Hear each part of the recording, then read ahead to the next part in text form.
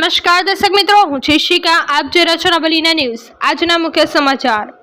વકફ તથા યુસીસીના કાળા કાયદાના વિરોધમાં શાંતિ રેલી કાઢી.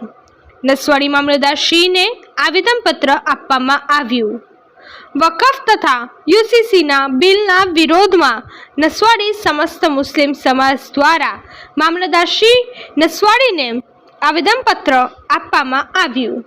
સાથે સાથે કાશ્મીરના પહેલગામ ખાતે આતંકવાદી હુમલાના માર્યા ગયેલ નિર્દોષ 26 લોકોને શ્રદ્ધાંજલિ આપવામાં આવી. નસવાડી સમસ્ત મુસ્લિમ સમાજ દ્વારા સરકાર ફળિયા નુરાની મસ્જિદથી માનવ સાંકળ રચી શાંતિ અને મૌન રેલી કાઢી. નસવાડી સેવા સદન પહોંચીને મામલતદારશ્રીને આવેદનપત્ર આપ્યું. અગ્રણીઓએ જણાવ્યું કે આ કાયદો ફક્ત મુસ્લિમોને ટાર્ગેટમાં રાખીને બનાવવામાં આવી રહ્યો છે. મુસ્લિમ સમાજ જેનો વિરોધ કરે છે. નસવાડીથી ધર્મેશ ભીલનો રિપોર્ટ. ધન્યવાદ.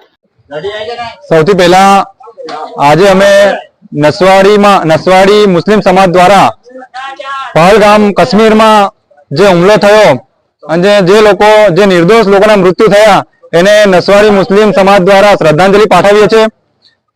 નસવાડી સમગ્ર મુસ્લિમ સમાજ દ્વારા ભારત સરકાર દ્વારા જે પોતાની મનમાની કરી અને કોઈ પણ જાતનું કોઈની વાત સાંભળ્યા વગર જે યુસીસી અને વકફ બોર્ડનો કાયદો લાવવામાં આવેલો છે તે કાળા કાયદાની વિરુદ્ધમાં અમે વિરોધ કરેલો છે અને તે વિરુદ્ધના સંદર્ભે નસવાડી 4 રસ્તા નુરાની મસ્જિદથી લગાઈ અને નસવાડી સેવા સદન સુધી મૌન રેલીનું આયોજન કરી અને સમગ્ર નસવાડી ગામના લોકો જોડાયા છે.